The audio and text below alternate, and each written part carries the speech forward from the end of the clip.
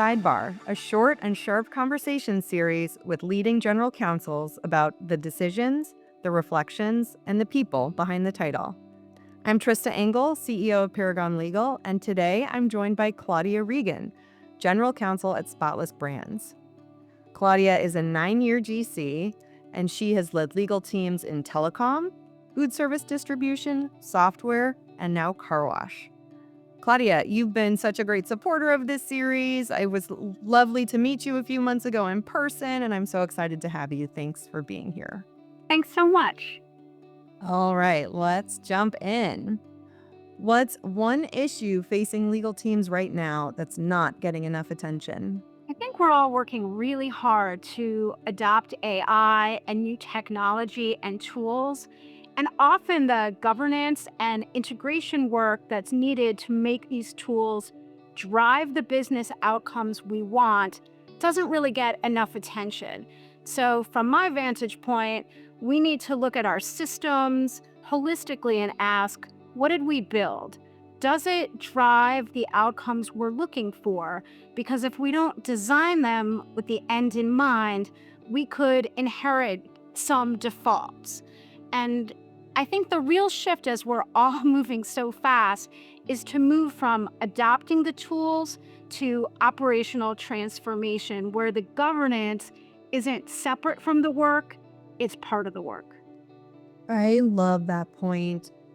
There's so much pressure on legal teams and businesses in general to adopt AI that sometimes the adoption of the tool comes before figuring out the problem we're really solving and how we're going to implement it. And you can't have success with AI if you don't really know what you're doing and the framework for what success looks like. Totally agree with you.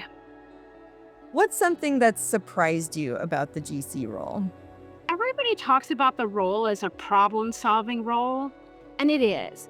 But what really has surprised me is how much of the role is actually facilitation and enabling the business to move with confidence. In this role, we're not just solving the legal problem. We as GCs are embedded in the conversations between finance and product and sales so that they can solve the business problem together. The legal analysis, in my experience, is often the easier part, and the harder part is getting people to speak the same language and to create the conditions for decisions to be made. Because how you show up in the moment really matters as much as having the right answer. Yeah, I've heard the GC role being described as the dot connector, and DC Like that. Yeah, I loved that. Legal really has a vantage point that no other function has that is very cross-functional, where you see all the pieces of the puzzle along the way. It's a really unique perspective. What's the best career advice you've received or given? Someone told me as I was trying to figure out a next step once to become comfortable being uncomfortable. And that while as a former litigator, I'm used to preparing and maybe over-preparing for everything, what they said to me was that preparation and experience are foundational, but that the places where you have an opportunity to move or change your trajectory are places where you might be able to step into something you're not 100% ready for, but you really have background and grounding in. And in my personal experience, and I think in the experience of many of my peers, growth for us really happens in the stretch. My kids are learning how to ski, and we've been telling them, if you're not falling, you're not pushing yourself hard enough. And it reminds me of that advice that you're talking about. You got to get uncomfortable to grow. I wish I knew that when I was a kid, Tristan. How have you leveraged flexible legal talent as a way to augment your in-house teams? I'm going to use an example from a past company where we were navigating a major product launch and also undergoing pretty significant organizational change at the same time. And I brought in flexible legal talent to handle high volume, repeatable work. A couple examples that come to mind are NDAs and vendor contracts and some regulatory filings. And it turned out to really be great. Honestly, I hadn't used Flex legal talent prior to that, but it freed the core team to focus on the business critical matters and to be able to support the business in its transition. For us in that experience, the key was to be really disciplined in deciding what did we as the in-house team need to hold on to and keep, and what could we delegate to skilled attorneys with some oversight. It ended up really being great. We stayed on budget. The in-house team didn't feel overly burdened. It was really a learning experience for my whole team, myself included, and how to think about what could we delegate and how to build our team in a different way.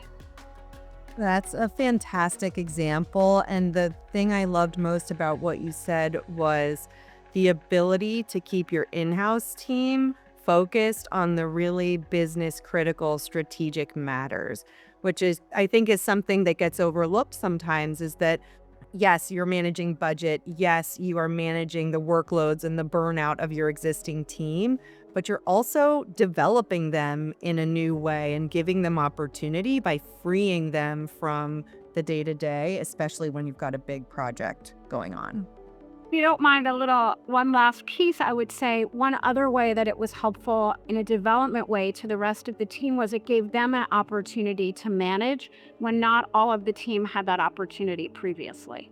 That's a great point, because that's something you can't always give with your existing team, but this is a way to give people that opportunity. Great point. Thanks for sharing. When you're not lawyering, where are you most likely to be found? I'm a pretty curious person and I like to explore through different avenues. Could be something as easy as reading or traveling. And I've gotten into, I'm going to call it hiking, but probably the rest of the world would consider my hikes to be really long walks.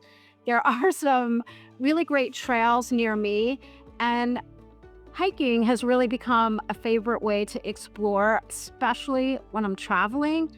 This past year, I managed to get to the Finger Lakes, Italy, and Napa Valley. And the other thing I'll just say about walking is sometimes my best thinking happens on a walk. There are studies that say when your vantage point is literally sky high, actually what your eyes see, it opens up your mind and your thinking. There's some scientific backing to what you just said around thinking in a different way and coming up with your best ideas. Love that.